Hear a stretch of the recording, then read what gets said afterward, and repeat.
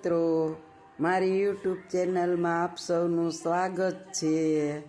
હું વર્ષાબેન કટકિયા। જય બાબા સ્વામી, જય ગુરુદેવ। આજે આપણે ઘરની નાગરવેલમાંથી પાંદ ઉતારી લીધા છે, નાગરવેલના, અને આપણે આનો લીલો મુખવાસ બનાવવાના છીએ। તો આપ જોઈ શકો છો। એને માટે હવે આપણે આને ઝીણા ઝીણા કાપવાના છે, એકદમ સરસથી ને આપ જોઈ શકો છો।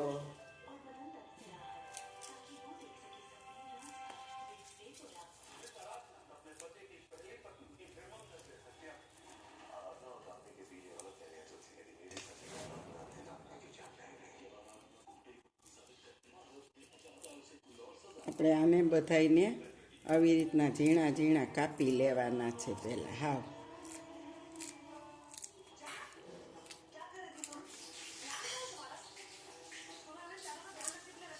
અને પછી આપણે આ બધા કાપી લેશું, પછી આનો મુખવાસ બનાવી।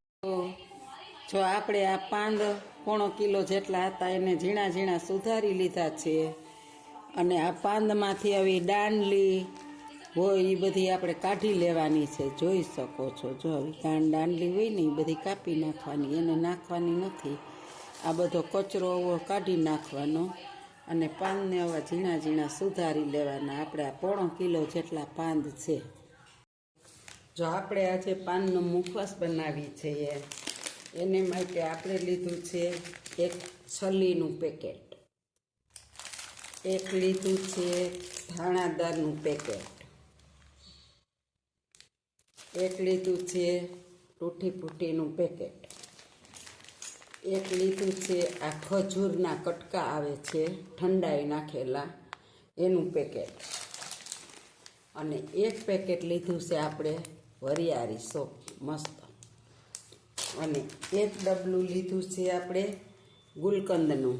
આમાં આપણે આ ગુલકંદ નાખવામાં આવે છે, એનાથી મુખવાસ મસ્ત બને છે।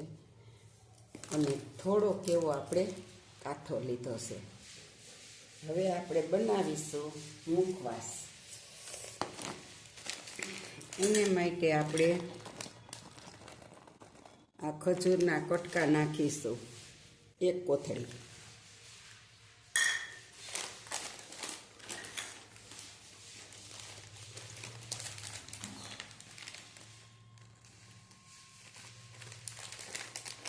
અને એક કોથળીમાંથી આપણે 1 ચમચી જ રાખીશ તૂટી ફૂટી, છોકરાઓ માટે 1 વાટકો તૂટી ફૂટી।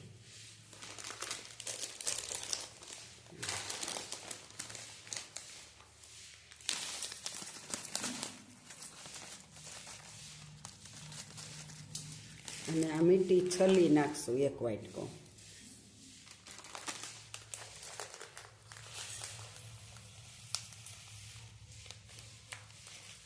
એક વાટકો આપણે નાખીશું વરિયાળી, અને 1 વાટકો નાખીશું આપણે ધાણાદાર,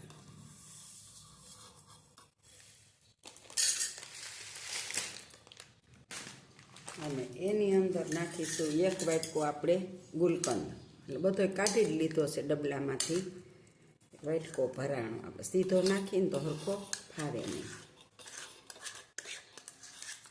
હવે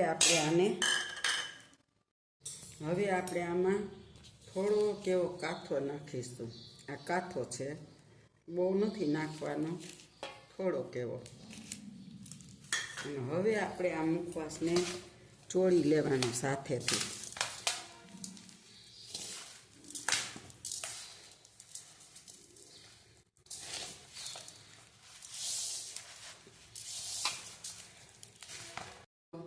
આપણને આમાં વરિયાળી થોડીક ઓછી લાગે છે, એટલે આપણે હજી થોડી નાખીશું, અડધો વાટકો।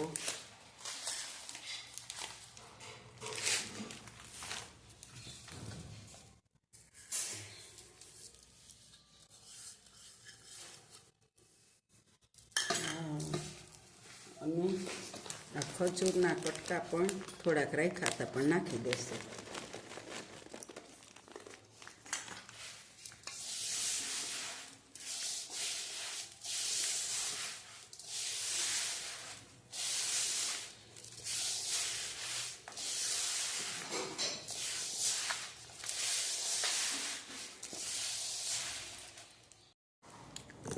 હાલો મિત્રો, આપણો મુખવાસ બનીને તૈયાર થઈ ગયો. બહુ મસ્ત જોઈ શકો છો. જો એક પેકેટ તૂટી ફૂટીનું નાખી દીધું આખું. થોડીક રાખી હતી પણ નથી રાખવું, દેખાતી નથી. અને મેં ચાખ્યો, બહુ જ સ્વાદમાં મસ્ત થયો છે. હવે આને આપણે 2 દિવસ ખુલ્લો રાખવાનો છે. આમને નથી ભરવાનો, નકર ફુગાઈ જાય. એટલે આ બધું પી જાહે અને એકદમ કોરો થઈ જાહે અને મસ્ત બની જાહે. જો મારો મુખવાસ તમને સારો લાગ્યો હોય તો આવી રીતે પાનનો મુખવાસ બનાવજો અને સારો બનાવજો અને મને કહેજો કોમેન્ટમાં કે કેવો બન્યો. અને સારો લાગ્યો હોય તો શેર કરજો, સબસ્ક્રાઈબ કરજો, લાઈક કરજો અને આવજો. જય બાબા સ્વામી. મુખવાસ તો બહુ મસ્ત બન્યો પણ મારે તમને કેમ ચખાડવો, બહુ જ સરસ હો એકદમ. અને આની અંદર છે ને મેં ઓલા કટકાની અંદર જરીક લીંબુ ઓલા મિજમેટના ફૂલ ફેરવી દીધા હતા, એટલે બહુ સરસ મોઢામાં ઠંડો ઠંડો લાગે. એટલે આપણો મુખવાસ બની ગયો છે, આપણે જોઈ શકો છો. સરસ સરસ મસ્ત. તમે બનાવજો, આવજો. જય બાબા સ્વામી, જય ગુરુદેવ.